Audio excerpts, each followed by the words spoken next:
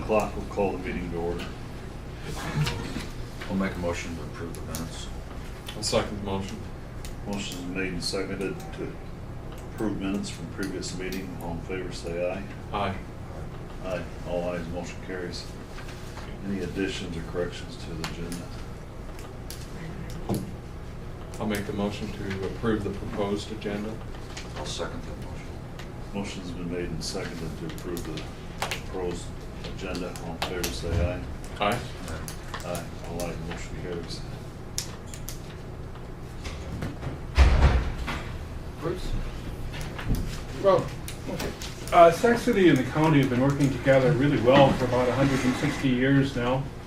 And that this relationship between the county and the city is something that we all know is great.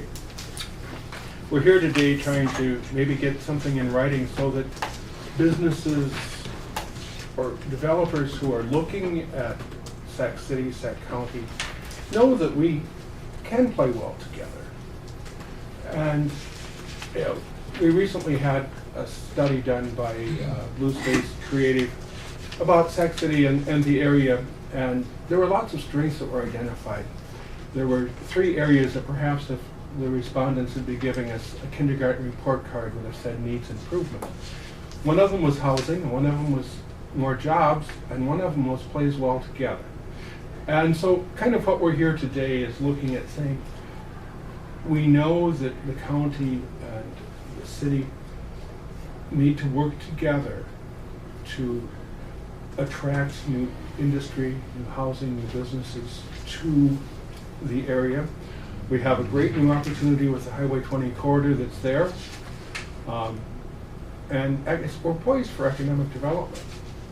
And yet I think a little bit about one of my friends who prayed every night that he'd win the lottery and nothing really happened. And finally, about a couple months later, God spoke to him and says, if you'd buy a lottery ticket, I could help you more.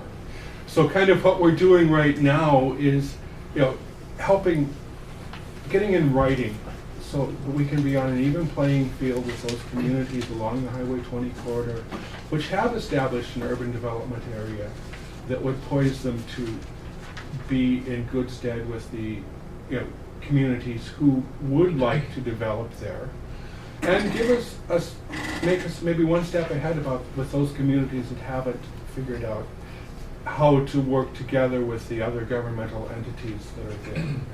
And I think economic development is something that we all want for the area. New housing, new jobs, higher tax bases. If we have more people coming here, it's going to benefit the schools. It will benefit the communities because the tax base will go up. It will benefit the county. It will benefit the community. And so what we're really proposing, and Bill Brunny and I are on the subcommittee for the Highway 20 transition for the Sac City Council, and that's why we're here today. And I know this isn't totally new information for at least a couple of you. I know that, Renell, you weren't on the Board of Supervisors when this was originally presented. But if I think it would be nice if we have something in writing that tells the rest of the world that may be looking at the area for economic development that yes, we do play well with each other. We have a great history of working together, and that the basis is in place that we could build on to help future people coming in that want to do industry or housing in the area that we're proposing, that is basically from the north limits of Sac City out just beyond the new Highway 20, which will be the 2-mile radius that we can have, and going from the east edge out to whatever is north of Highway 20 or 196 now, whatever that name is. There's a working map on the last page. Yeah. There's Yeah. a working map on And taking that area and just outlining what some possibilities we could offer by working together to potential people who would like to build or new industry, new housing in the area. And we would have the initial steps worked out so that we could act quickly. So if someone says, well, what can you do? Okay, here's what we have worked out. We can, you know, who's responsible for utilities, who's responsible for those kind of things. And it's all spelled out in the agreement in front of you. And, you know, appreciate your time. We know that this is something that won't be probably an immediate decision that we're going to look at, but we would like to open discussion and see if we can't act relatively quickly so that we have something in place so that we can actually talk to prospective people who want to come into the area and say, yes, we play well together and we have a basis and plan to move from. And Bill and Adam both have some things to add to that, I know. Thank you very much for allowing us to participate in your meeting this morning and taking your time to listen to us. We certainly look forward to the possibility of establishing an urban development area. One thing that we as a city has looked at, that annexation really isn't a possibility in terms of, you know, financial feasibility and the willingness of, let's say, people immediately outside the city limits wanting to be annexed. So we certainly don't want to pursue that route, and this is one of the things that we thought would perhaps even be better than annexation, to work in conjunction with the Board of Supervisors. And we are looking to this as a possibility of attracting businesses and also possibly housing developments in this area, you know, north of town. And as Bruce had mentioned, for the, you know, betterment of not only the city, but we're thinking of the county as well. And we do have partners or organizations that have indicated support for us. I won't say, you know, the partners would be the county and the city, but we do have organizations that have shown support. The Sac City Chamber Main Street, SCTD, the hospital, and the Sac Development Corporation. So we have spent some time, you know, getting support behind us, you know, as far as the organizations are concerned. Plus, you know, we've heard from a number of individuals, you know, private citizens that are in support of this. So it's not just the organizations that have shown support. We haven't received any negative feedback on this so far. And so with that having been said, I'd like to turn it over to Adam Ludford, our city administrator, who can elaborate more on the details of the plan that we're suggesting that the two of us, the two entities, share it. Thank you. Probably the main clear vision I want to give here is if we have somebody who wants to do some form of development, and they come in and want to know what kind of deals or what kind of programs we're going to put together for them. This shows that we already have a clear path set up on making an arrangement with that individual. I think the last time I talked to you, I used the example of a hotel or motel that need to go out towards Highway 20 and any combination of things thereof. They come in and want to negotiate with, they want city water, say they want certain type of other services that in essence somebody is going to have to provide to them, somebody's going to have to pay for.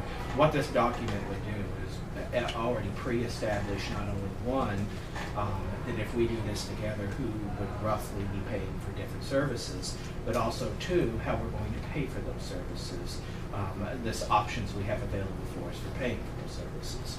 So, I mean, in essence, that's what this is about. This is about us not standing there and looking at each other across the table when a development comes in and not real sure what we can work out and can't work out. We already have a framework in place to work together. That's what this really, in plain and simple language, what this would do for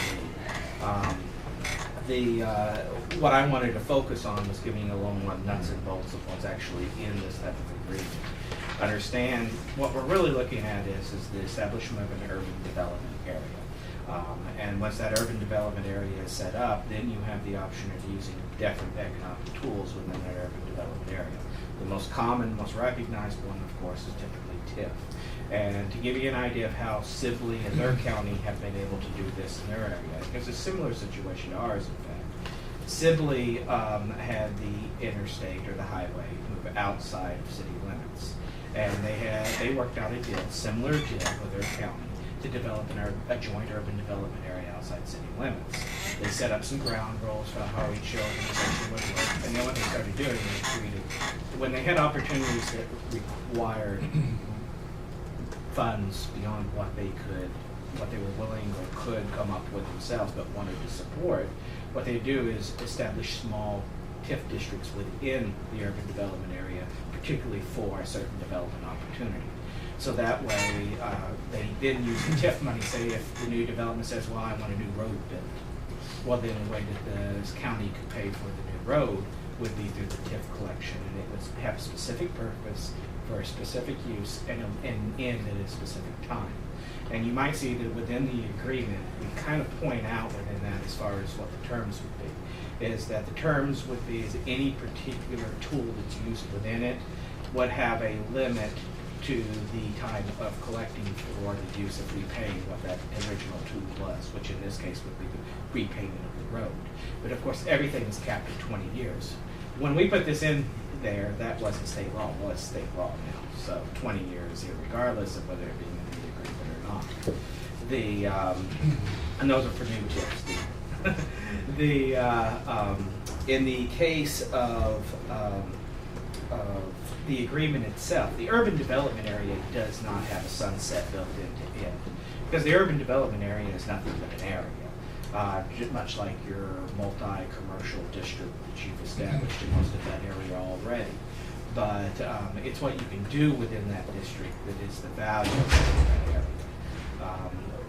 That's primarily the agreement. One of the things we wanted to show for teeth in this agreement, and it's something that came out of just individual conversations over the years I've had, bouncing things off of you guys. There is a provision within this agreement, and I actually wanted to read this provision of the agreement because I think it spells out the commitment that this is a joint agreement. Because there's always that fear that cities are going to do some annexation when it tries to benefit them. And you will see if you pull towards the back, you'll see under number 8, it says no annexation.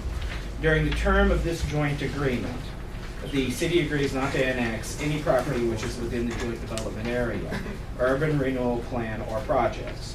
The city further agrees to compensate the county a sum of $1 million in addition to compensation for any outstanding debt due to the annexation of property within the joint development area prior to 5 years upon the termination of the joint agreement. So in essence, there's insurance in there to make sure that you understand that we don't have any desire, either today or in the future with another set of elected officials, to create a situation that would create bad blood between the organizations. We want you to know we're committed to making this a joint development area with a joint opportunity to benefit from it. So that's kind of our commitment to you, to show that we're providing insurance into that, to show you how committed we are to making this work for both sides. And the city would be more than happy to pick up any legal fees that were incurred to set up the urban development area in this agreement with the county. And I might add too that any other community along the Highway 20 corridor, or for that matter, anywhere else in the county, we would certainly have no problem with them, using a similar vehicle to do the same thing in their communities too. So we don't look at this as a Sac City thing exclusively. We look at anything that benefits the whole county as a benefit to us. I mean, there's a couple of procedural matters here in order to set it up. There has to be public hearings, there has to be a designation of an urban development area, an official map drawn up for that. And then apart from that, and then a joint 2080 agreement agreed to by both parties filed with the state. Primarily, for the most part, that would be the steps at this point. And then it becomes a game of handing it over then it's a tool. Then it's available, it's ready for us to use as a tool. But that's primarily the steps that are needed in order to put it into place. Go ahead. Well, no, And we're not talking about any immediate infrastructure building in anticipation of somebody coming in. This is just to have the legal structure and the commitment on both parties such that if that does happen, then that will trigger, going ahead with infrastructure on an as-needed basis.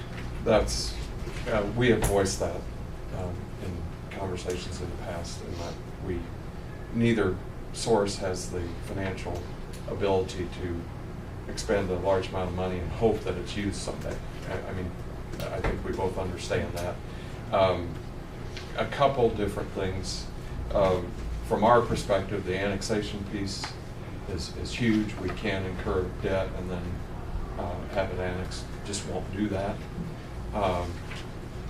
As far as the whole process, I think we understand each other in that it's good to have a plan. I mean, that piece is good, with the understanding that it wouldn't be used until you had something that actually needed to use it. My personal feeling on the TIF piece, very good tool, but we've seen mistakes in the past where there wasn't specific language to be used for a given purpose for a given length of time.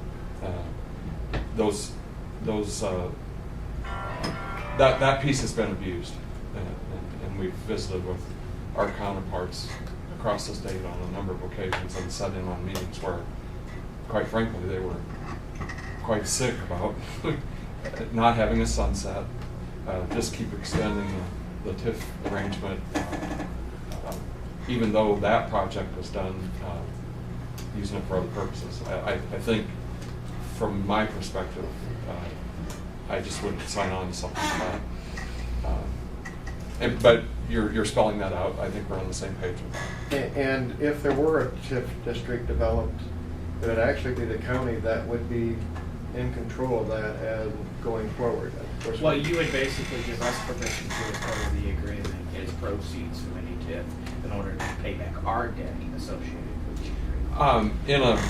In a plan like this, I guess I'm asking you very directly. Water's something that's available and not so expensive to supply. I assume that you would consider gas utilities in some fashion.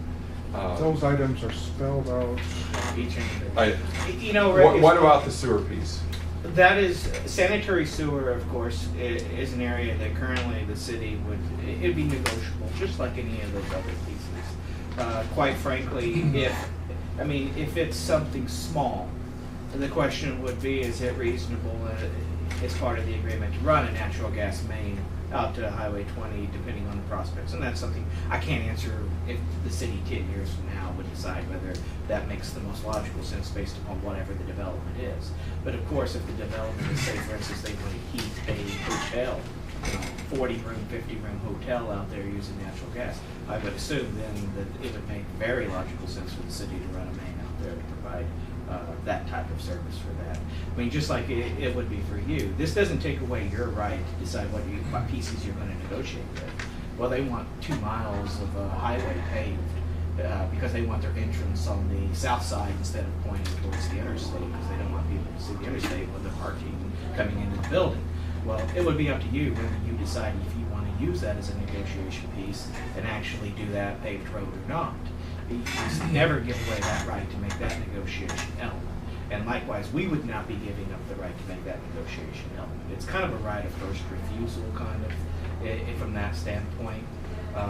If the water option, the gas option, the sanitary sewer, I mean, quite frankly, we talk about things like fire service and police service and things like that. But I mean, most people aren't going to come in looking for that type of negotiation. And of course, you're in a case where your sheriff's deputies, I would assume, would be able to provide everybody as much.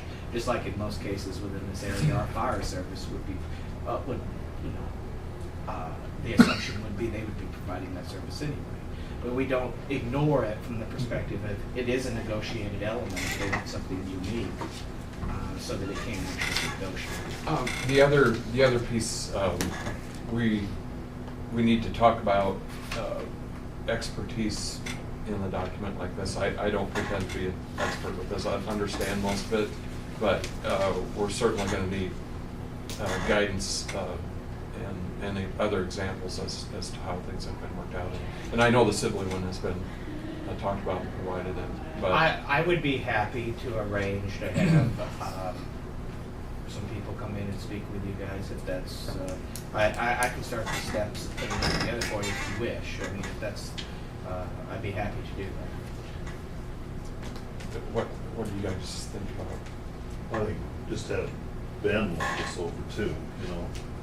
But I think as far as the economic piece and parts that are necessary, you really need an expert in the field. We need him as well, but we would need the guidance of an expert in the field, in my view. I always assume in the end that we'll have to your attorney will have to talk to our attorney, and we'll have to work out the finer details. This is a draft, first run at things. And a little earlier in the discussion, you mentioned about sanitary sewer, and in the document we specified, but not to include sanitary sewer. We say it's negotiable. And it's negotiable. And the only reason we did that is because of the expense of sanitary sewer is so much higher than what gas and water is. The return on investment would have to be, I mean, if you're talking about a housing development, for instance, that would be an area where probably within we would have to get real serious about sanitary sewers being something we provide as part of it. But the return on any type of economic development opportunity would have to justify what utilities, just like, as it would for you for running roads or any other services you would provide. The bottom of the second page and top of the third page, the items 1 through 9 are kind of the spelling out of the service development, what would be there. The city would do water, county sheriff would do police protections, fire department would do fire, EMS would be tech on the EMS, gas utility would be city, solid waste disposal probably isn't there, because I mean, I don't think either the city or the county really have that, although I suppose you could negotiate, something with them on that. Sanitary sewer. We have no franchising rights outside city limits for garbage, so I mean, unless they wanted our garbage service, then we would probably negotiate for that. But they'd be free and open to negotiate with any supplier. Sanitary sewer may be negotiated, storm sewer is not included. I mean, you've got drainage districts and that kind of stuff that would lie outside of here anyway, that would probably already cover that. And the street and alley development would be responsibility of the county. 'Cause I mean, that's your area. I mean, and those are kind of the areas of responsibility that, in looking at it, we outlined were there. I mean, and all those would be open to, obviously, your input, attorney's input of people that deal with these kind of things, but it's just easier to have something on paper to work from, and rather than just say, well, we want to do this, and then you have, somebody has to write the first draft of it to be picked apart and gone from there. Yeah, we'd have to, get legal advice. Sure. Because, And say our group wants to build a street, a road, acquire property, how are we gonna raise the funds to make that happen? If we can't raise the fund,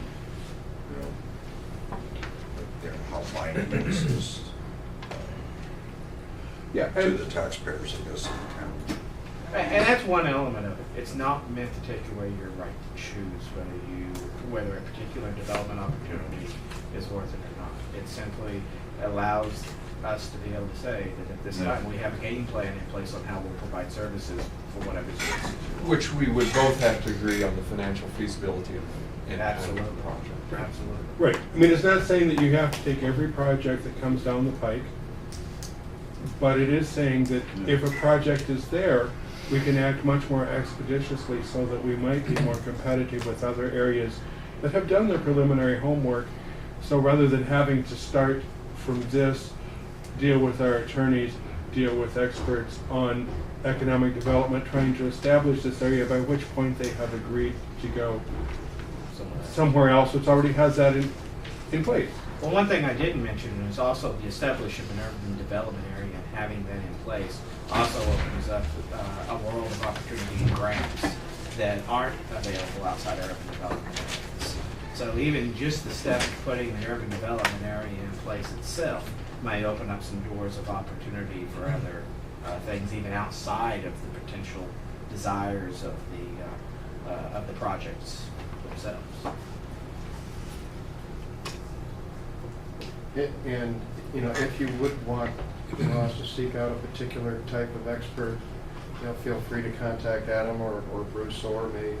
And make sure, you know, and it would be probably to our mutual benefits if we both, if all of us sat in on that type of expert presentation, just which, you know, we've had different experts kind of visit with us up to this point, but nothing to the point of, okay, now we're going to actually implement it.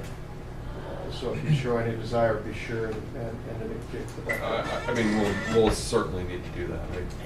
To answer your questions about economic development purposes, we've talked to Joe Byron's in the past about the potential of him talking with us. And he actually did come talk to the city. Region 12. Yes, and we also have spoke one-on-one or over speakerphone in the past with Bob Johnston, Dorsey and Whitney about this. Of course, if you guys want me to, those would be the first two people I would probably. Now, in the case of Bob Johnston, we'd probably more likely get him on a speakerphone than we'd probably actually get him. I'm not sure we could afford to bring him up here.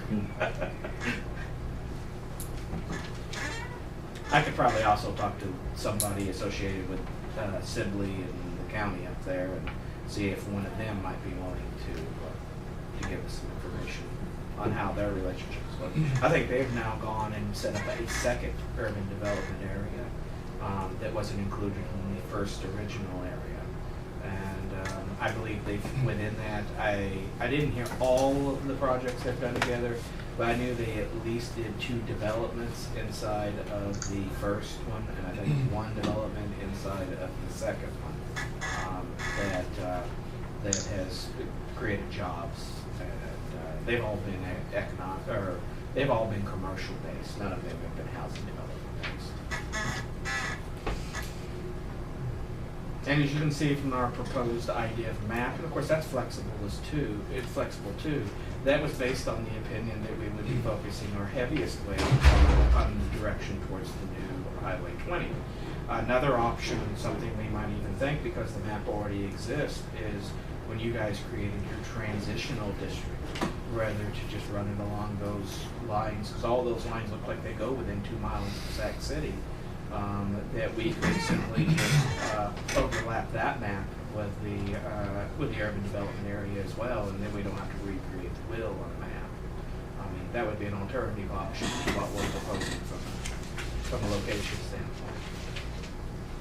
Because it looked like your transition area goes slightly south. It encompasses all the way around town. It goes all the way up to the highway, but it also encompasses a little bit underneath. I didn't look at it real terribly close, but maybe out to the airport as far as the direction. Don't recall either, but I think by code the transitional things are 2 miles anyway. Yeah. Which makes logical sense because they're probably designed for the purposes of an arranged negotiation with cities, so that for the purposes of providing full service utilities.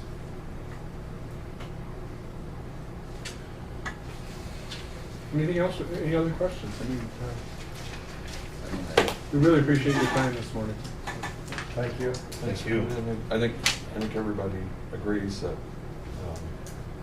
we have to do everything we can do, and planning ahead is always a good thing. Well, if no one has an objection, I'll contact Joe Byron's and see if I can't coordinate a time with him that works for one of your meetings. See if I can't get him to come up to He's not there anymore. Oh, really? Shows you how often I pay attention. But I think Chris is there now, so. Yeah. Whitaker, Yeah. doing his job. Yeah, so, How long's Joe been gone? 3 months, 4 Oh, months okay. maybe. Okay. He went to bank, I think in Templeton. Oh. Yeah. Oh, interesting. Yeah.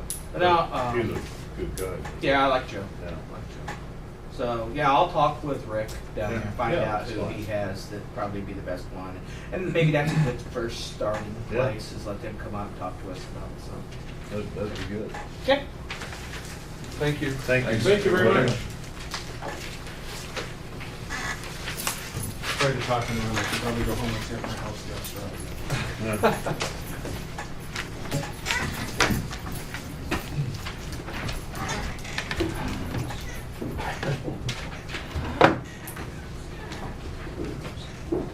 Chloe, forward if you want to. Okay, I really don't know. Kevin just told her to be. Right. When you come up forward, I don't, you can speak from there. There's an ordinance on the property where we are currently building our house, which was put into place in 1994, and I would like if it would be put out of the ordinance, because right now I would not be able to build a house. And I don't know the exact numbers of the ordinance, or do you know? It's called an ag enterprise zone. And those were in advance of our coming on, but we read about them, and they were part of the reason for doing them was some nuisance suit type Right. arrangement. And I think the court system ruled on that didn't really even do what they were established for, and so. Yeah, and Kevin's talked to multiple people, and everyone is like, I've never even heard of this before. So he thinks I might be the only person in the state right now that has that ordinance. So, but, no. Told you were one of a kind. Yes. Well, we need to pass a resolution exempting this property from the said ag enterprise. Does it just need to be a motion in the minutes, or does it need to be a resolution? Do you know? When Kevin was in the other day, he just said in the minutes, so. Okay. I'll make a motion that we exempt this property as described from the ag enterprise zone. I'll second the motion. Motion is made and seconded to exempt this from the Ag Enterprise Zone. All in favor say aye. Aye. Aye. Aye. All ayes, motion carries. Could I add something quick on this? I did visit with Kevin as well. I think most of it, I mean, I'm not an expert on this in any way, shape, or form, but it sounded like most of the state, most of the counties in the state have either, I don't know if they've eliminated these zones, or, I think it'd be worth your while to check into what other counties have done. I'm not gonna tell you what. Yeah. And I don't know the language when we adopted our county zoning. Yeah. In fact, that language, I think there's, you know, but I know we Kevin should talked check to, into it. there's somebody at Iowa State that's evidently a big expert on this, probably in the economics department, but I don't know who it is. And I think they were surprised that this even came up, because I think they're under the assumption most counties that maybe either exempted the entire zones, or I think the county zoning replaced it. I believe the Supreme Court ruled against the whole ag enterprise zone idea. Well, I think they, it was my understanding that they ruled against the nuisance suit part of it. Yeah. That, and then when that wasn't supported, then. So it may be that the ag enterprise zone and county zoning is redundant, probably, but this is more restrictive, I suppose, and so that's what Chloe's got a little behind. And another thing, and sitting and listening, and I'm supportive, obviously, of what the city is doing here, but as I'm thinking this through, I wonder if having that ag enterprise zone within this revitalization area, if that's an issue. I don't know, but that might be worth.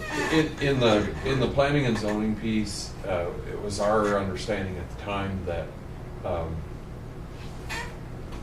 the ag activity is still trumping the. Right, exactly. Yeah, and, right. and so, but all It those. makes me wonder, though. I just don't know. Absolutely, and those are all things that's why we need an expert. Absolutely. And, That's exactly right. to be sure that we do it right. Thank you. Thank you. Thank you. Supportive, that's all I am, supportive. How are you doing on your house, Chloe? I think Good. now. I think it'll start looking like a real house by the end of the month. Oh, So neat. Oh, yeah. Excellent. hopefully by Christmas, we'll see. Is that your goal? That was our original goal. We're all coming to Christmas. Right. Chloe, is our meeting been rescheduled? Yeah, Okay. next Tuesday, if that works, because the Republican fundraisers today, so Okay. I know a lot of people couldn't.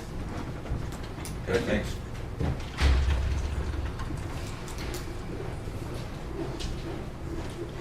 Chairman, I'll make the Motion to pay claims on the register for a total of $154,571.85. I'll second that. Motion is made and seconded to pay claims. All in favor, say aye. Aye.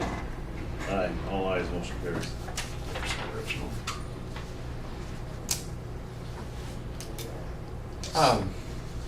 Do you need that survey? If not, can I have it so I've got the description of the property? No. Or I can make a copy of it? No, that's Okay. we won't need it again. Okay. It's exclusive for that.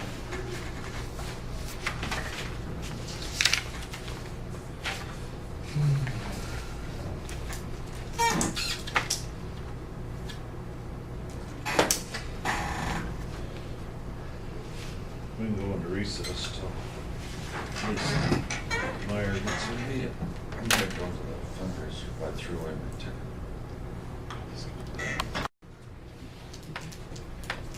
This agreement, you know, it's, I don't know, 6, 7 months ago, we got something very similar to this. I think, you know, I think of it, it's not really, not very, I don't know, yeah, we'll have to get legal advice, but it's kind of a it's not a binding type of agreement. You know, we could, you know, depending on the advice we get, you know, what our feelings are, but,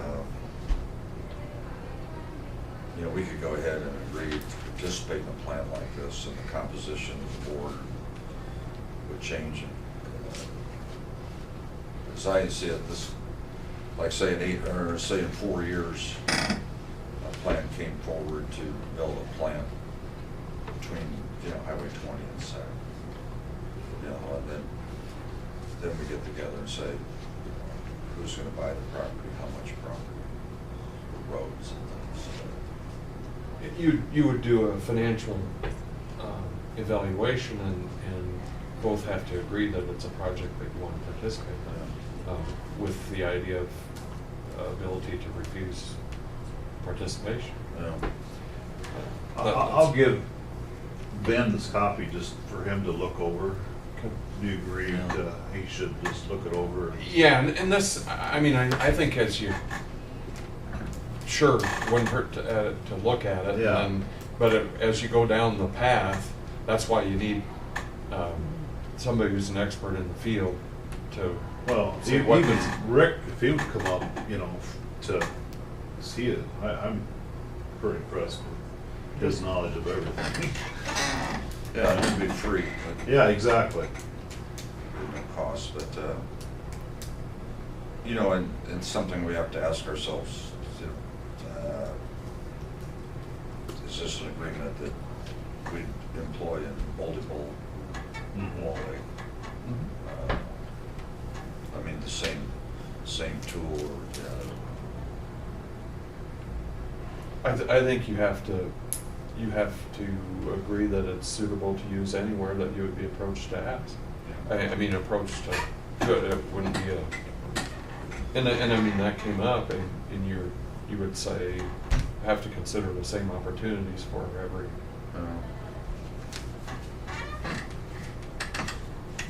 That might come forward. I suppose, we look at other communities, how they, if the county has to acquire property, how you come up with the money to buy the property. I imagine you bond, do they bond for it? Well, you bond or I look at this as more of an arrangement for utilities, not necessarily the responsibility to buy property. This really isn't addressing.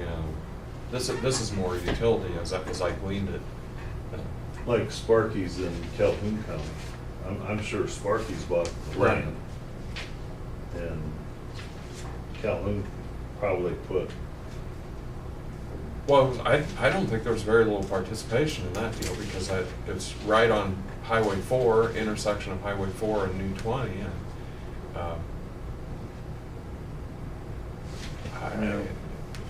in that particular Mhm.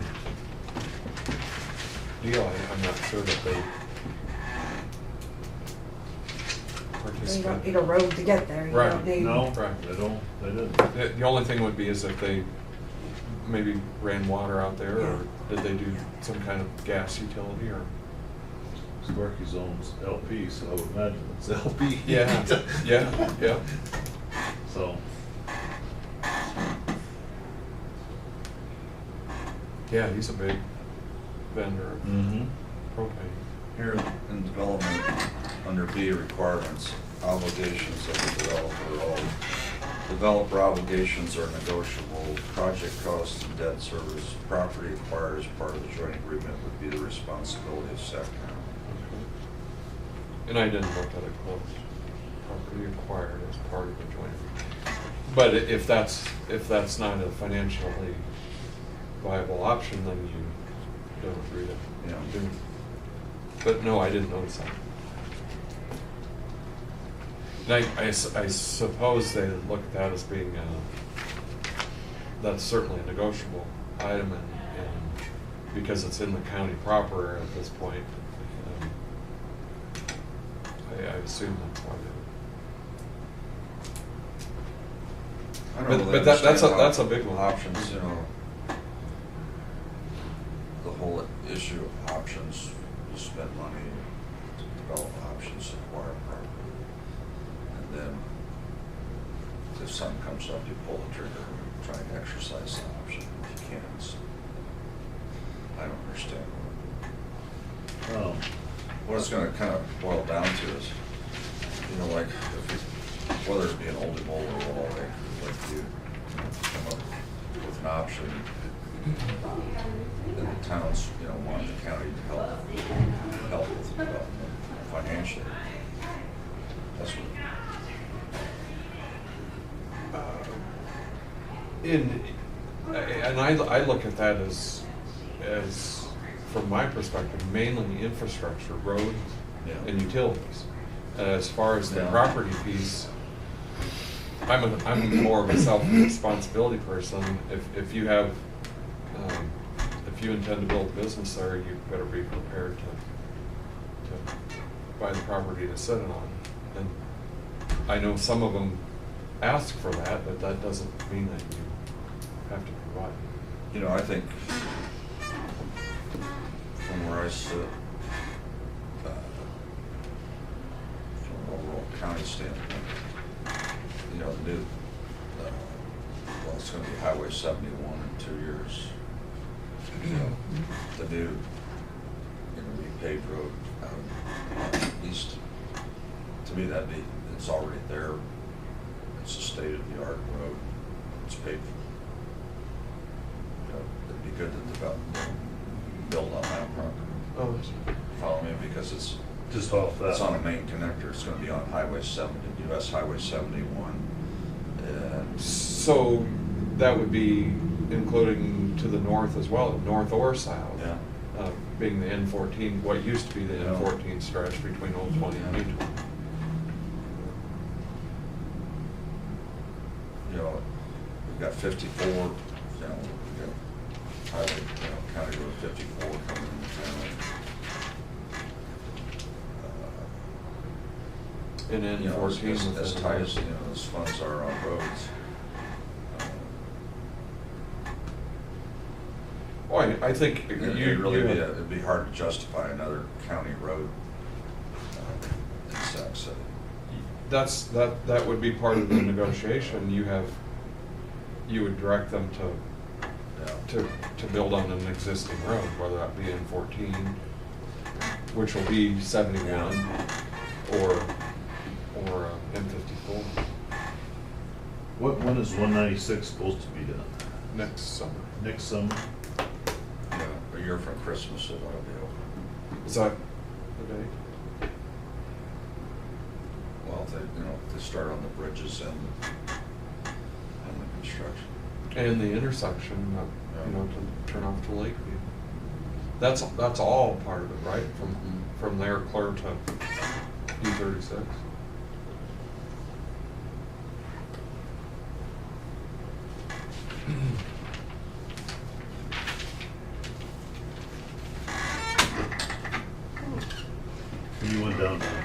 Did it look good? I mean, They're sealing it. Looks like a clear type of sealer, brushes and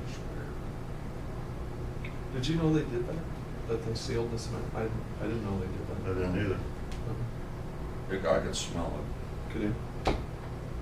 It's probably a good But they idea. were, I don't know. I think Ronnie Long said he thought Thursday they put the guardrail up and paint it and open it maybe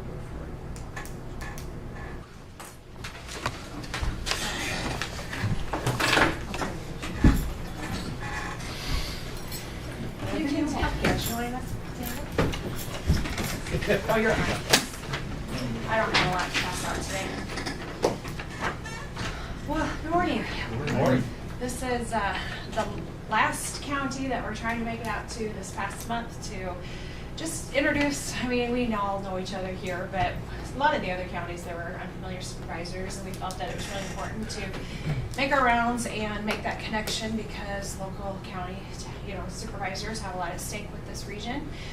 You know me, Dawn Menzer, and Louise Galbraith, and she's covering Crawford, Carroll, and Ida counties, and Lisa Mayer, who's covering Sac, Ida, and Buena Vista, and they are doing the coordination services for the region.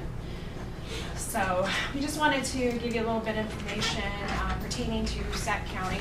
Rick, this is going to be stuff that you all know because it's been debated over the last year, but we really just wanted also to have an opportunity for you to ask some questions and maybe talk about some expectations you would have for the regional staff.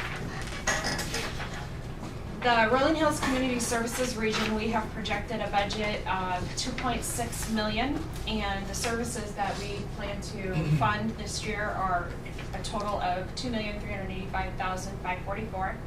Our administrative costs are budgeted at $237,489, and that includes salaries and benefits for the secretarial staff within the region, as well as my salary and benefit package, and then all the administrative costs that will be paid by the fiscal agent.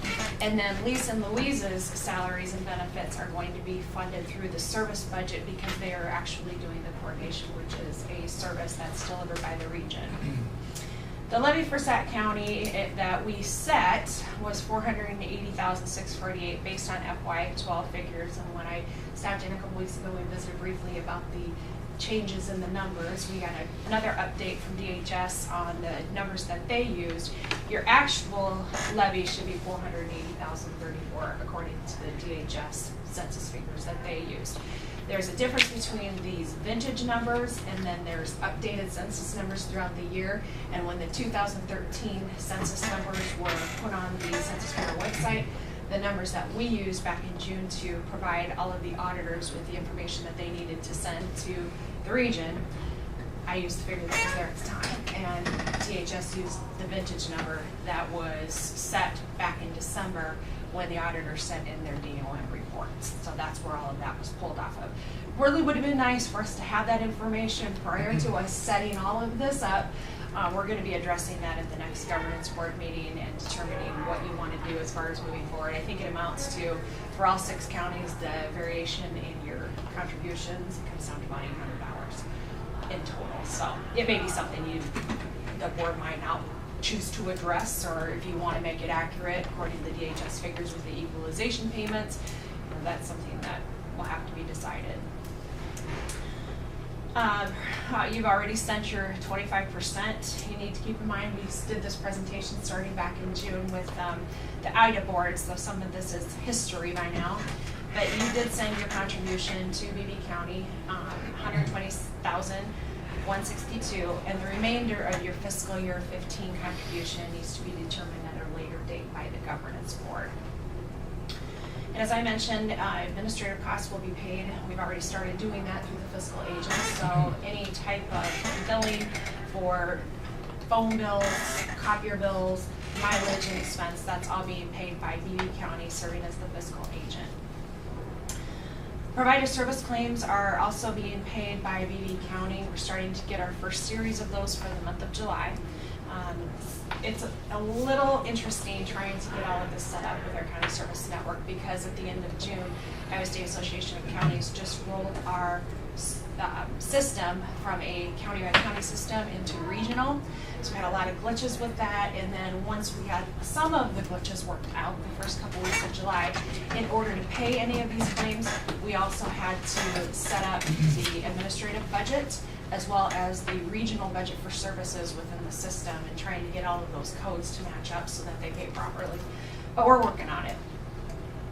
A couple other things that I was going to mention. We've talked at some of the governance board meetings, and I've mentioned this at a few of the county supervisor meetings about the legislation that was passed at the end of session, limiting county fund balances to 25%. I did bring a copy of that for you, Renell and Dean, especially who haven't been involved as intimately in those discussions. It's just the language that was passed out at one of our regional leadership meetings pertaining to this. You want a copy? Essentially, the first paragraph limits the entire region's fund balance to 25% of expenditures. And it states in this legislation that if there's funding left, you need to use those additional dollars to build the core services that we need within our region. And then the second paragraph limits a county's cash flow amount to 25% of their budgeted expenditures for the fiscal year.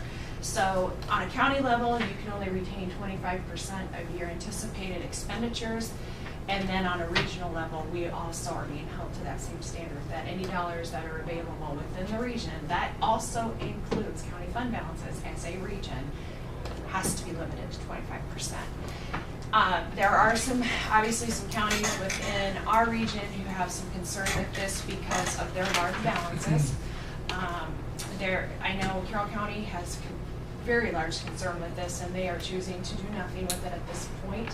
When I was down at our last regional leadership meeting on July 24th, I asked the question of the DHS leaders that were there if this is going to be fleshed out in administrative rules, and Rick Schultz, who is the division director, looked at me and said, no, this is very clear. How could we make this more clear? This is code. That was the answer I received. So, Sac County, I don't know what your cash balance is. Do you have any idea for mental health at this point, or Rick? To even give you an estimate as how that would The last affect time you. I looked at it was 130,000 roughly. That's what I would guess. Yeah. Okay. So you're not going to be impacted as significantly as the counties that are holding large balances, like Carroll County and Crawford County has a significant reserve, and Buena Vista, and So where's that money go? to the region. Well, Then it goes to the region, but then we can only, so. And we can only have 25%. Yeah. So essentially, Where's it go from there? what's happening, Dean, is that DHS and the legislature, the intention is to remit that money to the region so that there's not all these large balances out in the counties, that you are using those dollars to develop the services required in Senate File 2315. So it can stay in the region? It will stay in the region, but basically what the region is your county fund balance as well. no, because by this, they're also forcing you to spend. Right, they are, So- on the services within your region. Oh. And which, this whole thing, I Over got how, a huge. over how long a period of time? Well, that's There's no time that's limit. that's the elephant in the room. There's no, if they didn't put some teeth in it through administrative rules, why does anybody have to pay attention to this? Because it's code. Go ahead and. But then you do the core plus services and all that, when you have them. Right, Yeah. you know, and I think the reason that they're saying that, you know, this is pretty cut and dry is that you can't have a county sitting on $2.5 million in reserves, and we're plodding along saying, well, we as a region we're not going to be developing crisis stabilization services for 3 years, or jail diversion programs, or assertive community treatment, which is all outlined in the original legislation, and letting those dollars sit there untouched. That's the message that we are being given. Do you want my perspective? Ron and I don't align on this, but there's just a whole grommet of problems. First off, there's no enforcement to do it. Okay, yeah, we can say this is code, then, okay, does DHS or the state sue the counties who do not participate? From my perspective, I would invite them to do it because I don't think they're gonna win it. The second piece is, and just as important, if they force the expenditure of these reserves, make you limit your cash reserve to 25%, from my perspective, you need to start something that you can sustain over time. That's not going to be possible unless they agree to kick in a whole bunch more money in the following years. I don't want to start up something Yeah. that you can't sustain. And I think that's just a huge mistake. And all these years, in my 12 or 13, they just hate to have counties come down and ask for additional money.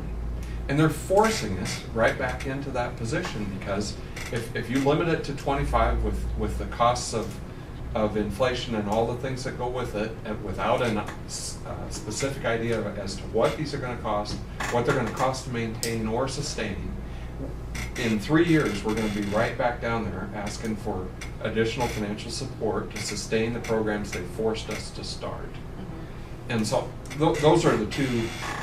Well, and I think that's why we did the strategic planning with Jeff Schott this spring, is to really identify our key priorities as far as what the needs are within our region, so that we are not saying, this is what the law says, we have to have all of these services and dump a bunch of money into these services that we can't sustain. We, as a group, 6 county membership group, decided what we needed within our region, and that's why we're not doing all of it in years 1 and 2. There's just That then puts you out of compliance immediately because you won't expend those. With that thought in mind, which I support 100%, is that we need to do them slowly so we know we Right. can sustain them. We're out of compliance right out the gate. right. Every region's going to be out of compliance. So, Every region And is. when they get to because- start expanding core services, if you can't perpetuate it Mhm. for a long period of time. That'd be confusing to include Yeah, clients and families. And I think that DHS is working with Magellan on trying to get Magellan on board with these services that eventually should be picked up by Medicaid funding versus regional funding. That's what so they're which saying. which ones of those are you thinking would be Well, possible? crisis stabilization, they're pretty close to getting some rates through Magellan. The Waterloo program, there's a 10-bed crisis stabilization program over there, and then there's also another one starting up, well, actually, the South Central Behavioral Health Region, which is on the southeastern side of the state, they've been operational since March, and they are in the process of working with Magellan. They have one rate for crisis at this point, but they're working that way with Magellan. It sounds like it's going to be Medicaid funded eventually. So, and they're way ahead of the game as far as crisis services than our region. One other thing that was alarming to me to last month's meeting was the discussion about the RCF facility. You want to talk about that a little bit? There is a national push from the Centers for Medicare and Medicaid Services to deinstitutionalize people. And this isn't recent. I mean, this goes back to the Olmstead lawsuit back in 1999. And people, it was a lawsuit that was filed by 2 people who were unfairly institutionalized, and they ended up winning it. And states are being held to the standards of moving people into the community. The state of Iowa has a strong incentive to do this because of the balancing incentive payment program. And essentially, if the amount of people that are moved out of facilities and into the community are going to, the more that they can get to a percentage target of people being deinstitutionalized, the state is able to draw down a higher federal match rate. So the state has a huge incentive to do that. Now, as far as RCFs being impacted, there's a definition of institutions for mental disease, and RCFs qualify under that classification because anything over 16 beds is considered an IMD, and they will not be able to draw down Title 19 funding. And I read the rules about the IMDs, and essentially you won't be eligible for Medicaid. Now, there are facilities, Mallard View and Carroll is within our region. They do not take habilitation funding within their facility, but there are RCFs that do, and that's a Medicaid funding stream. Those RCFs will no longer be receiving HAB services, So- and it will fall to the region. What could happen, and I don't have a definitive answer on this, because I've been told by DHS that no, they will continue to get Title 19, but the IMD rules do not align with what DHS is telling us, and they're saying that anybody living in an RCF cannot be Medicaid eligible, which impacts the region because you're looking at their medications that are being paid for by Medicaid right now, their doctor's visits, psychiatric visits. If you have someone who needs chemotherapy, that would be an expense that would not be covered by Medicaid. And what are the RCFs going to do when nobody's Title 19 eligible? And I don't know how soon this is going to start affecting RCFs, but I know that the state is out meeting with RCFs across the state. The three of us and Terry Johnson, who's the executive director with Genesis Development, we met with the Mallard View staff, when was that? Middle of July 14th. And just started those discussions about where they, the future lies for them as an organization and what we can do to move people out into the community or even help them to diversify the services that they're providing. It was a very scary conversation on their end. They've, been Mallard View for so long, it's hard to think about doing something different. But I am having a follow-up meeting with their board of directors next Tuesday and going to, try to talk with the board about the impact that could have for them and seeing if they would have any interest in moving people out in the community. Developing rehabilitation homes where they can draw down Medicaid, which would eventually limit the number of beds in the facility.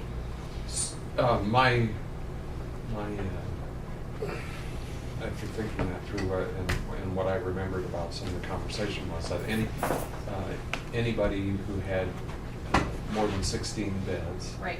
and that they were trying to eliminate them in 4 to 5 years. Right. Is that? Yeah, it's a 5-year plan that DHS has put into place, and it went into effect March 17th. So within 5 Of this years, year? yes, within 5 years, all of these 16 and over bed facilities Okay. will probably not be in existence. So where do those people go? Group homes? Supported in community, yes, group homes, and there cannot be any feel in the group homes that are being, set up in institution. No institutional feel, where there will not be Title 19 dollars to pay for these services. So you're gonna have independent people, like New Hope's group homes, they wouldn't qualify because they're part of it. It depends on the way they're set up. Now, New Hope will probably be fine because they have homes in the community that serve 4 people. But some of the agencies within our region that have, I think of IDA Services and their apartment program over in Holstein, the majority of, there has to be an even split of people with disabilities and people that do not have disabilities living in an apartment complex. And they're running an apartment complex. They do have some people from the community living there. It depends on the percentage. I think it has to be 51% and above are people without disabilities. So if they don't meet that category, Then they're an then they're not being institution. counted. Yeah, they're an institution, right.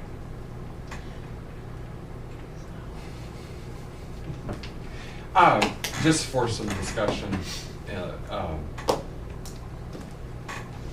how are we going to move forward if we have half that think that they want to submit their money and half that have no interest in submitting their money to the region? How are we going to move forward as a region? That's a good question. Well, they do a minimum, so like if we kick in 120, they at least kick in 120. Make it. Yeah, I understand what you're saying. I just, because just from our perspective in Sac County here, if several choose not to throw theirs in, then why should the others? Are you talking about reserves over and above the 4728? Yeah. Yes. Well, and I don't think that, it has to be a decision of governance board can decide. And I know that local boards don't want to hear that, but ultimately, and I've been told this time and time again from DHS, that the governance board controls all dollars within the individual county accounts and the regional account. So you have that authority Yes, as a governance yes and board. no, because I'll throw another. They can I'll- choose not to do it. I'll throw another kink into it for you with a weighted vote. The three smaller ones are the ones that won't have the significant fund Right. balances. The three larger ones would, and so that could be a 3-3. Don't mean it's 3-3. Yeah, it's a hard sell. So I was just To throwing say that the out very least, for you it to is. think over. And in my Well, and I kind of feel, this is the message that we are being given by DHS. I'm the messenger, the governance board needs to decide. don't kill the messenger. That's is that what right. you said?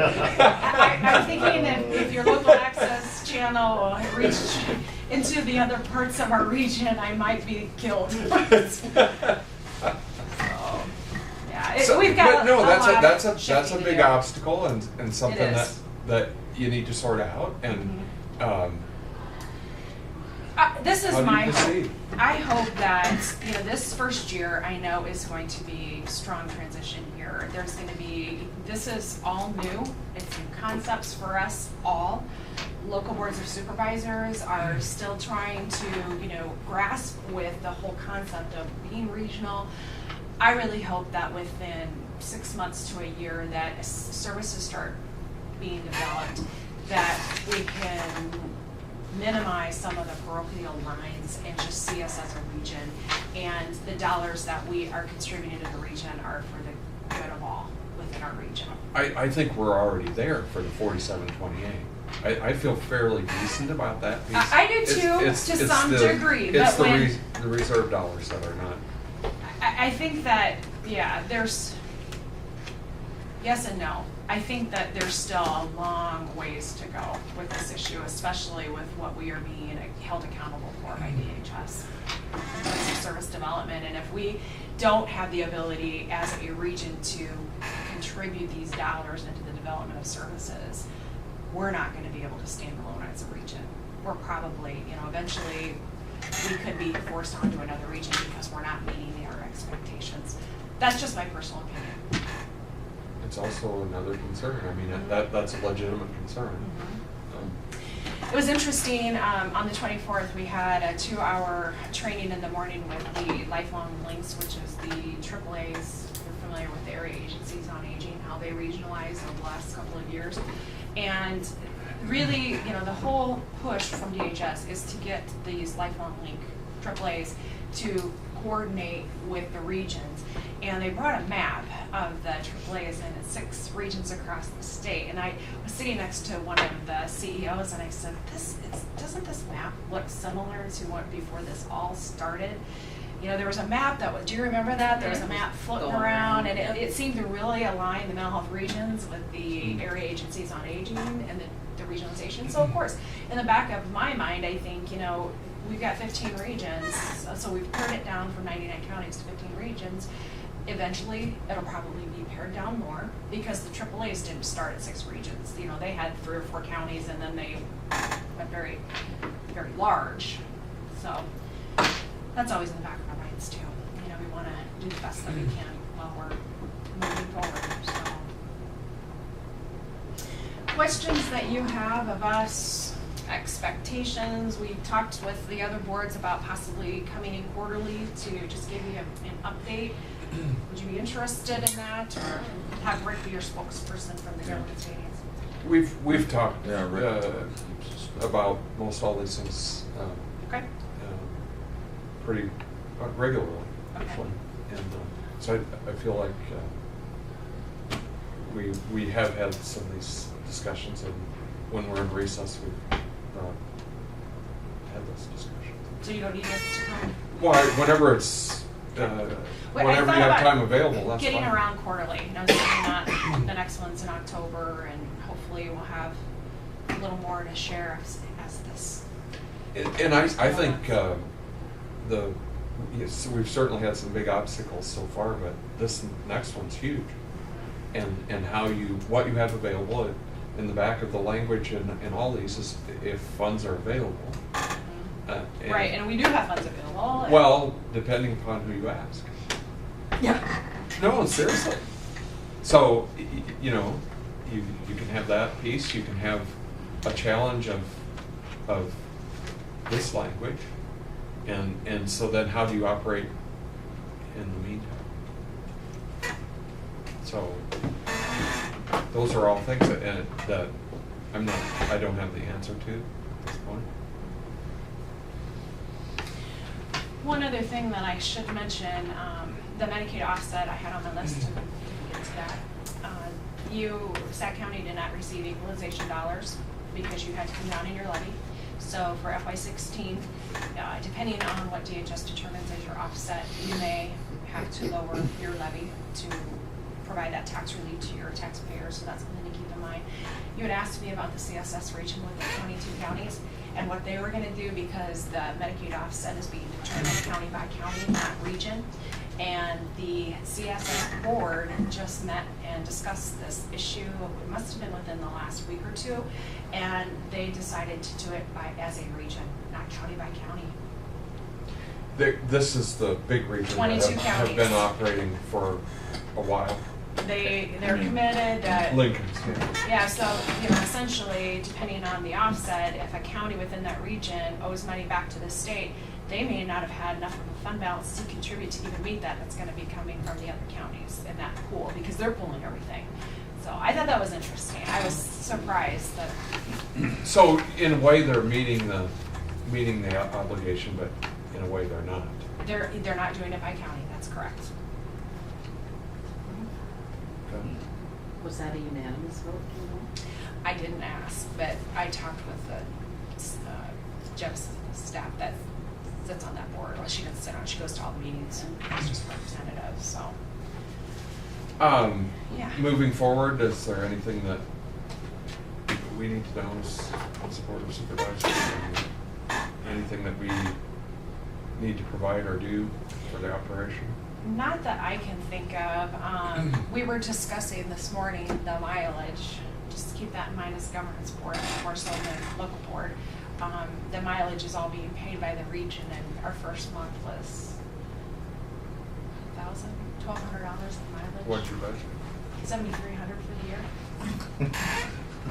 Better cut back on that driving. Yeah. Get on the moped. Simple answer, Renell.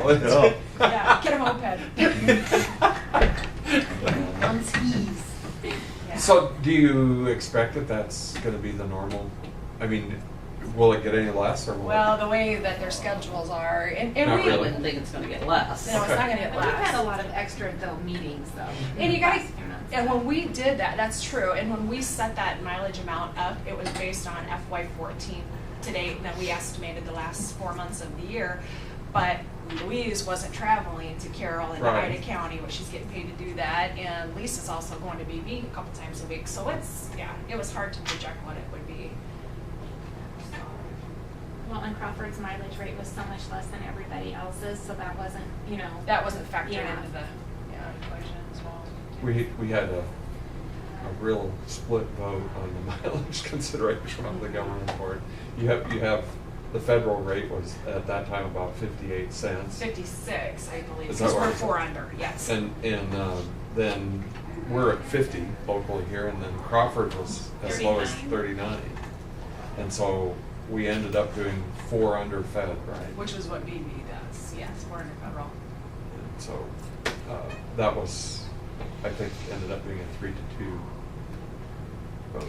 And we talked about, keeping schedules the same for now, for the next couple of months, and just, see how it goes, because Neil Bach had stopped into the Carroll office last week to meet with the staff person, and Louise got to visit with him, and she was in the process of dealing with an Ida County situation, and he said, "You're in Carroll, dealt with Ida County." She said, "Well, region, that's the way it works, so. Right. We wanted to establish that presence in every county initially, and then, see how it goes, but eventually if, we can cut back on some mileage expense, maybe cut that down to a day, that might be the way it needs to be. But I think for now, we're gonna keep it all the same. You need to keep it. The same for Yeah, now. Yeah, 'cause that's what people we- have to get used to Yeah.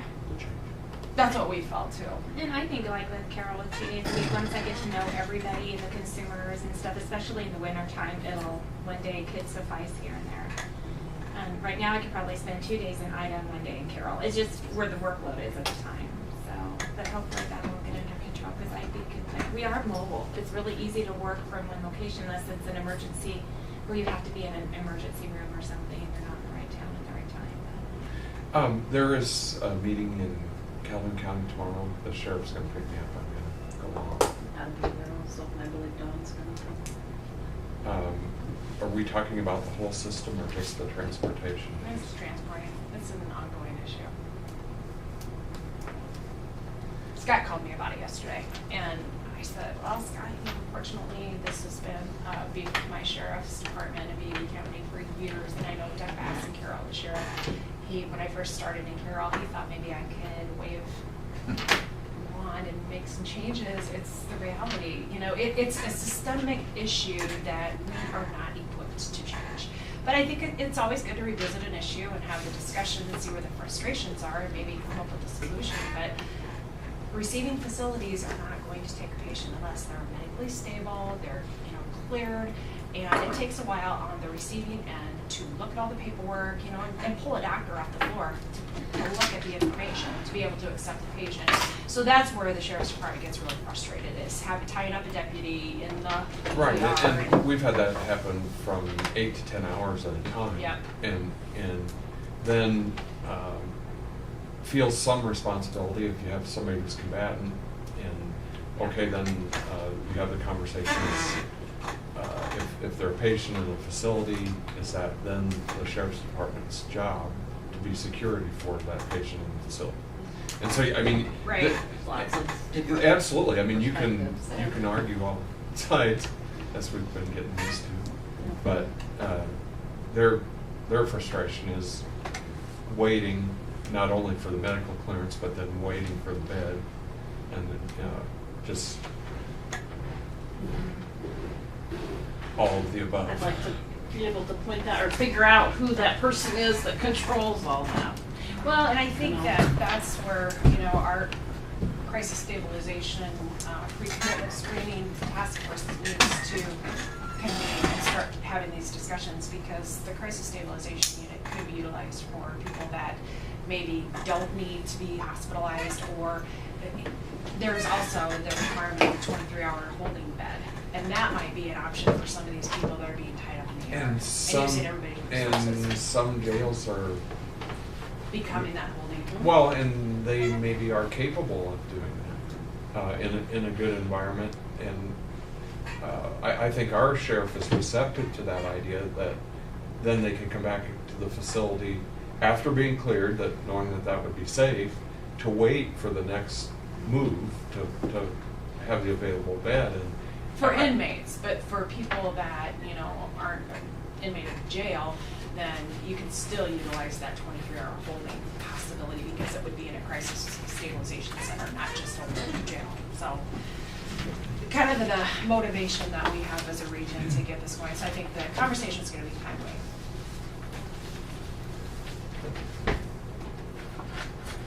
thank you. Anything else? Appreciate your efforts. All right, thanks. Yep, thank you.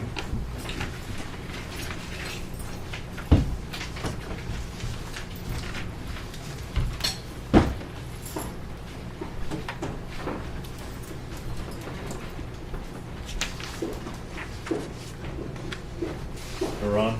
Howdy.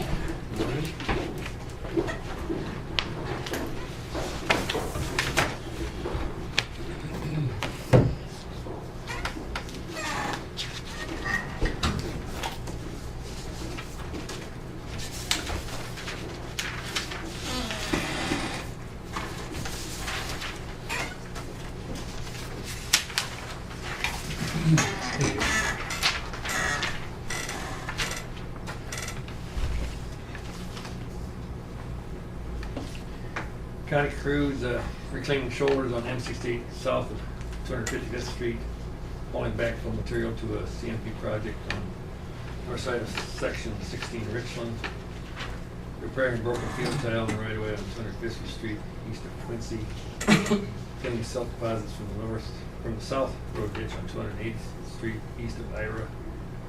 Spraying trees in the right of way in Viola Township. Building driveways on 380th Street east of Lee. Lighting gravel roads, graveling roads in Viola Township. They were cutting on a seam out here on Old 20 this morning. Yeah. Is that something that had come up, or what was going on there? Yeah, well, I'm not sure Mike does it every year, but we get a bunch of those spots that are high spots that are bumps that need some attention, and so what we've done is rented I think they call it planer. So they're just cutting the top off? Is that Yeah. what they're doing? Just- It's on the front of a bobcat. Yeah, they're running north of Wall Lake yesterday. Cat. Yeah. Yeah. They had a bunch of different spots throughout the county. There's a couple spots on N28 down by the river bridge there, but the building took care of the outside portion, but there's a little bit right 3 foot each side of the center line. I see they put a spot of asphalt in that hole on the bridge down Oh, there. did It's they? up a little, yeah.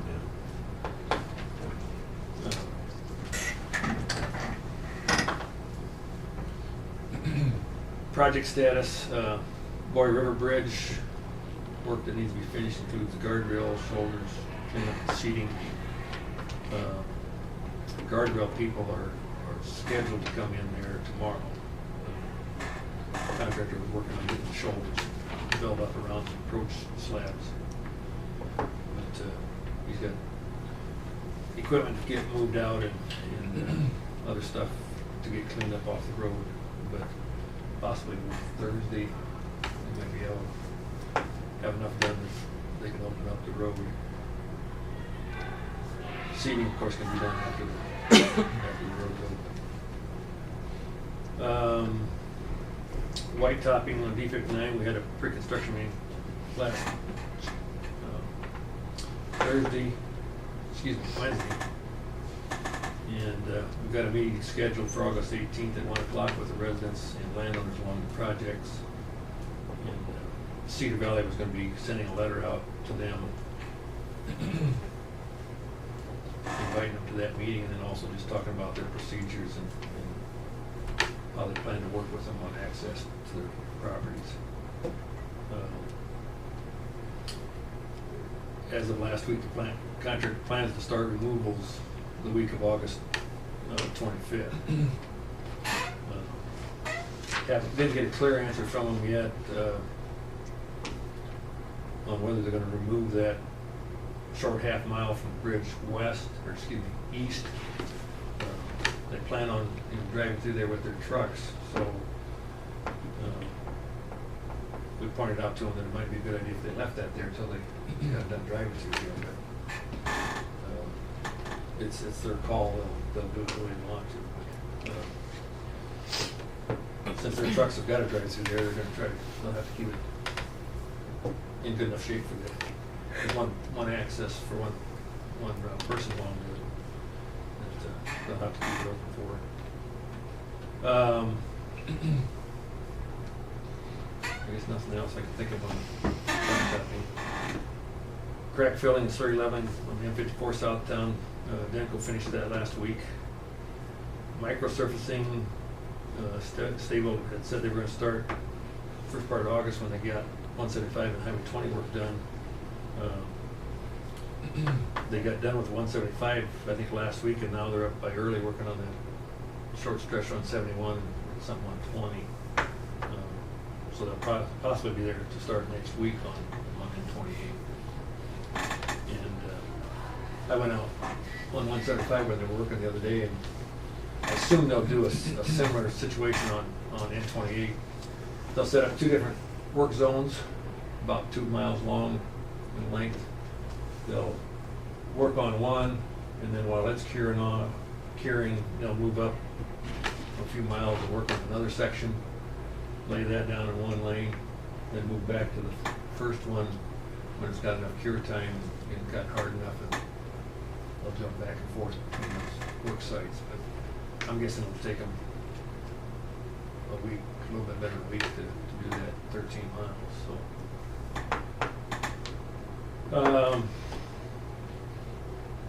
Patching, got quotes last week from three bidders bid on a patching.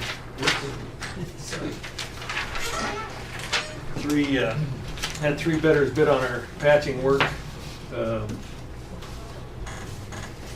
10 Point came in pretty aggressive.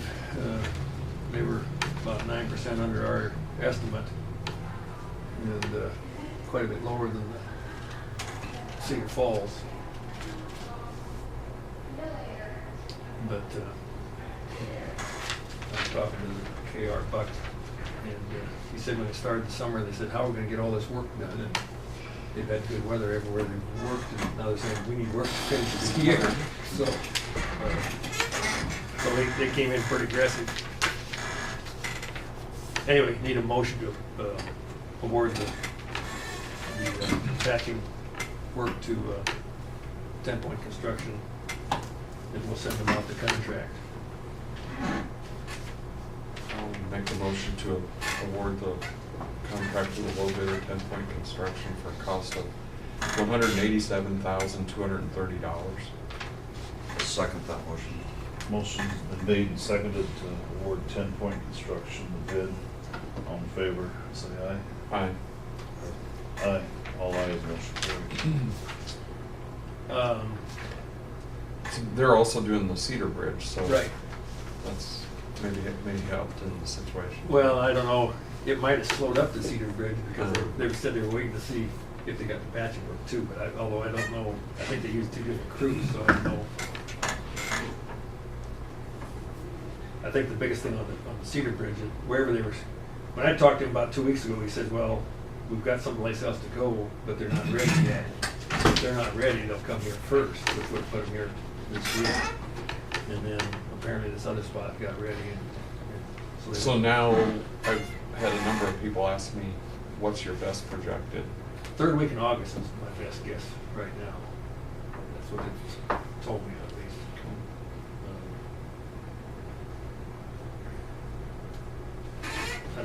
They're with our information in the paper, they're concerned about it being quite a long time, and I explain the difference in the cost, and then, oh, okay.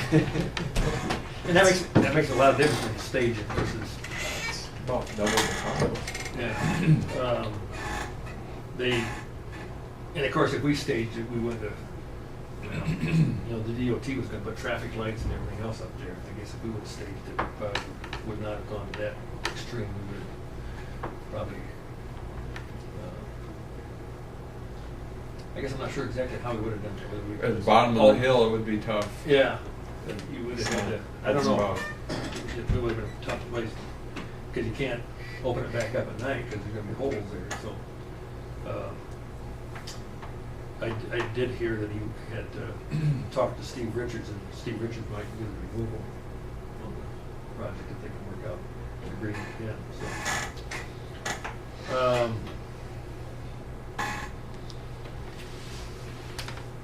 Did you get the message about the bridge on? Cook Township? Yeah. Well, just not since I talked to you. Okay.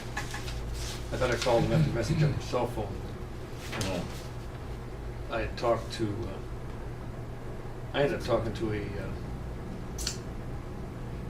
George Franscoviak. Tim Blunder's father-in-law. Yeah. And I told him we didn't have anything, we never have had anything in the plans this year to do anything with that bridge. And then he said, well, can we, he says, can we put a pipe in the channel and to get across there? And I said, you can do whatever you want to out there on private ground. So I don't know if he's thinking about doing that or not. He wanted to know how big a pipe we had. The biggest used pipe we had was 48 inch, which. Is that drainage district? No. Not? No. It's just a bridge that got lowered quite a bit. Went from 12 ton down to 6 ton. It's been 12 ton for years. And the reason I ask is just the hydraulics. You couldn't put something in those, so. In a drainage district, that would be an issue. On a private ground like this, private owner can do sort of whatever he wants to, as long as you don't cause damage to somebody upstream. And I don't know how much fall there is in that stream. It's not a big stream, so. But, you know, if you're getting over there in the rollier country, so when it Yeah, runs when off, it rains, yeah. it runs. Well, So- but then, are we planning to put a pipe in at a later time? I mean, if it's not that big a watershed, then that's a good possibility for a pipe. I did have Chris, and we haven't done a survey on the channel, so I guess it's hard to know for sure. But it looked like it would take at least twin 9-foot diameter pipes to replace that structure. It's a Class B road. It's got ADT in 2003 was 15, 2011 it was 15. It's not a real high traffic road. The problem is 75% of their farm is on the other side of the bridge, so Sure. they'd have to go clear around the section to get back to the It's a major place. issue for this, For for that one for land. Tim Glenn, You yeah. know, he's got a half section there, or is it a little more than a half section? He's got a half section, yeah. Uh, And, Is the bin site, do they have a bin site up there then? Is that where they take the grain, or do they go right to town? no, it comes back to the farm, Farm. but 75% of the farm is on the Yeah. south side of the creek. Yeah. So, I mean, that's their issue, but. After I talked to him, you know, I don't know whether that would be a location they could put a bottom crossing in, like we did up in, yeah, Benino in Delaware Township, you know, but again, that would be its own. Mhm. I guess the other option, and I didn't talk to him about that on the phone, was that we could look at vacating the road and giving him the bridge, or selling him the bridge for $1, and then he could. I mean, it's a bridge that I think a couple reasons I think that they dropped the load posting on it, and I need to look at the file a little bit deeper to see, but I did notice in there that they had comments in there about it.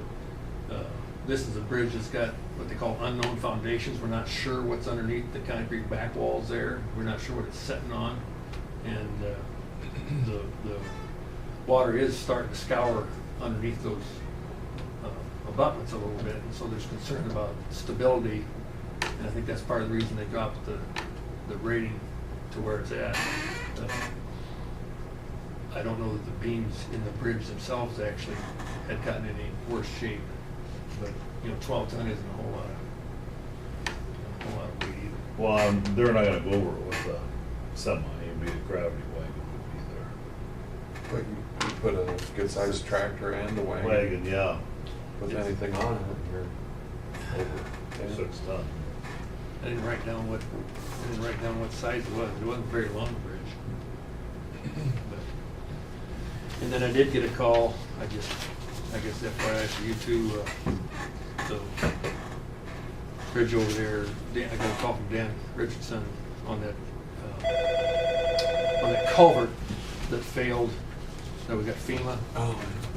You know, he was wondering whether Supervisors, this before is fall, Ron. and I said, well, right Good. now we're sort of waiting on FEMA to see Yes. what we're gonna do there. When will you get that? Yes. Discussion. Hello? Good. Yeah.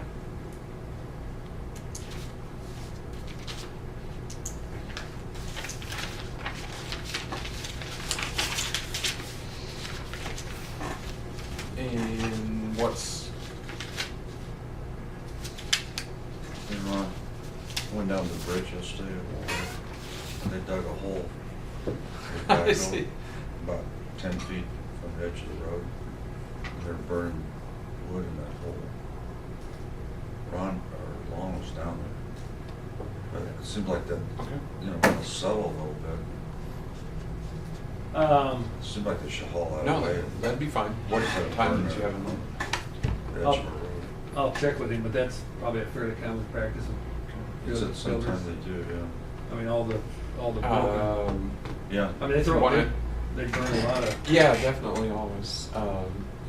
You want to I should do say something big- in big advance sections, of our two meeting two or pieces of three-quarter after plywood, lunch? 2 You know, by 4s. Yeah, that's what it was. Trim and. He was sorting the metal out of it. But, yeah, they'll do that a lot of times, burn that lumber in the hole. in Let's, there. yeah, let's do next Tuesday, probably. Pack in there, you know, I think, I don't know if there's someone decided for. Sounds good. To put it, right with the concrete. Yeah. Yeah. All right, thanks, Jane. Bye.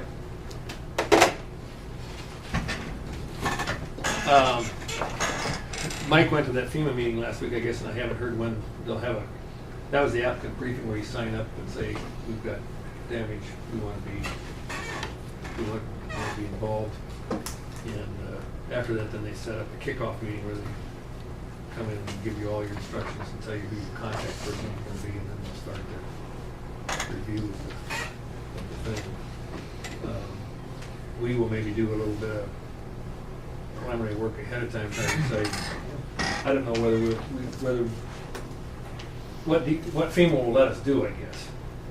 Whether we'll have to replace it with the same thing, or if they're not gonna be involved, if for some reason they say it's not eligible, then we might look at putting twin pipes in instead of another arch pipe. Why do you choose to do the twin pipe thing versus a single pipe? Lower cost. They're less expensive than the big one. I always have. I've seen in my ag life. I've seen where it tried to wash the sediment out in between the two pipes. I've seen that happen a couple of times, Yeah. and so I always question why that's a good option. And I guess I'm assuming that. I guess I need to check prices and see that the plate structure like was in there is all. It comes in sections and you bolt it all together and put it together. And typically the labor anymore will add up. Where like two 9-foot or 10-foot diameter pipes, they come assembled and we just need someone like Richards to install them. And we have been on most of our twin pipes, well, all of our pipes almost, that we're putting in what do I want to say, non-drainage district areas. We'll put a head wall, on those structures as part of the structure, which helps as far as trying to wash out between the pipes. You still always will have the problem that it seems like the flow will gravitate toward one barrel and it'll stay pretty clean, and the other one has a tendency to slowly fill up with sediment. We have the same problem whether it's a box culvert or whether it's a concrete box culvert. But that's cleanable. It's just you can clean that out here versus having it wash out. Right. That's. I mean, I guess it gets back to, we've got a lot of these structures, in the next 15, 20 years that are going to get in bad shape, and how do you decide which ones you replace and which ones you don't replace? Over there in Boyer Valley and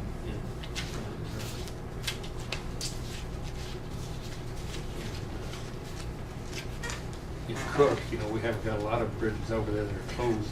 We're still got a pretty well run-down grid system, where if you go up north, we've got a lot of bridges up there that are a little bit bigger channel, but we've got a lot of road there, people gotta go around. Again, we need additional funding. I don't, everybody gets excited when it's their structure that gets closed. Well, and then the other piece of that is, that level B is level B for a reason. And so, in one way, maybe that's the first ones that you don't fix. But then you have an example like this where, if you gotta go 3 miles around to get back, Yeah. it's a bad deal too.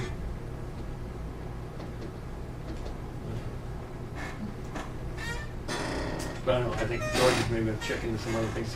I don't know whether he's gonna see whether he can find a bigger pipe, or I know some other counties have on their B system have put them in those Missouri crossings or low water crossings where they put 3 or 4 24-inch pipe or whatever. But I think they usually end up putting a concrete surface over top of it and on the slope so it doesn't wash out. But during low flows, the pipes can handle it, and on large flow just run over the top. I know you go southwest of here and there's no reviews. Quite good. I've never been down actually. I've seen pictures, but I haven't been down actually. I did send that letter from Christensen to Ben. I guess he hasn't called me back or responded to me yet, but I've been reading through the DOT spec book and the section that just talks about charging working days, both in the spec book and then also in what they call the construction manual. And working days, you know, everything on those contracts are done under DOT specs and DOT contract stuff. So I need to read through there a little bit. It talks about when you can and when you're supposed to charge, when you aren't supposed to charge. I charged days when they weren't working because the steel wasn't there. I knew they probably were going to argue about that, and I need to research the specs a little bit more and talk to the district office and see were we justified in charging, or do they have a basis in the specs to ask for forgiveness of some of those days. This is a safety issue. Yeah, this shouldn't have closed the road, you know, if they didn't have the steel. Well, I mean, the longer you have a detour, the better chance of a bad accident. I think that's really, you know, they're really negligent that they didn't realize that the steel wasn't going to be there. At the very least, they shouldn't close the road. Well, they closed the road based on our late start date was April 1st, and we were going to start charging days then. But if they would have known the steel was going to be late, and that's information I haven't gotten from them. That's probably something I'm going to have to call and find out. Is, you know, when was their original projection on when the steel was going to be provided? Did the contractor that was supplying it actually not fulfill his part of the contract? We could have changed our late start date, couldn't we? If we knew that the steel wasn't coming. Yeah, we could have. If we knew the steel wasn't going to be there, we could have had an agreement to change the late start to a later time. It was going to create issues then with our white topping, and you know, hindsight's always 20/20. You know, what we would have done then. You know, I guess it would depend on what the contractor told us as far as when he was going to get the steel and how long it was going to take him to do it. But then you have issues from our position with the next contract that, okay, you're not fulfilling, then we may not be fulfilling the contract that we have to follow. And it's really his ability to choose a sub and the sub not performing. That's kind of what it gets down to when I think it through. I guess I think it's important to try to be fair to the contractor. There are contractors that when they bid in certain counties, they got to add something on because they know that county's going to try to, you know, put the screws to them on every chance they get. I mean, granted, it all goes back to here, but of course part of it is interpretation of what it says and what you can force them to do. And if they know they're going to get pushed to the wall on everything, they, you know, will bid higher knowing that. And I know there's some counties that some contractors say we're never going to bid there again because of how they've been treated. So I think it's important to treat them fairly and get, you know, so we're known as a county that is fair. And you know, not that we don't want them to take advantage of us either, but you know, we want to be fair to what happens. I've been impressed with the fact that the subcontractor work that they have had, they've got those subcontractors in there just as soon as they can and got that work done. They haven't they haven't had subcontractors that they're ready and it's 2 weeks before they show up. Except that that's part of their job, and they know they're paying extra days. Yeah. I mean, if you have $1,000 a day coming out of your pocket, you're gonna have those lined up. You don't want it any longer than you have to. But the trouble is that sub's got another job where it's costing another contractor $2,000 a day. He's gonna go to that one first before he comes Sure. to this one. So it's all It gets to be a rat race between them about it. But, I mean, again, I've seen in the past where we've had work ready for the subcontractor, they just don't get there. But, yeah, put enough pressure on the subcontractors here to get them there to make it work. Once they got the steel, things have gone good. It's that time for it. Thanks, Ron. Yep, thanks, Ron. Oh, I'm gonna be on vacation next week, so I won't. I mean, I can have Mike send you a report if you want me to send you a report.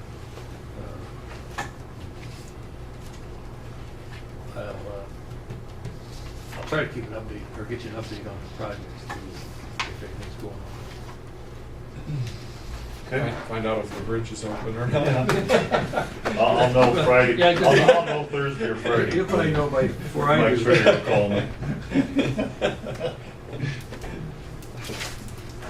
There's the wife will. I'll make a motion, we adjourn. Second motion? Motion's been made and seconded to adjourn. All in favor, say aye. Aye. Aye. All ayes, motion carries.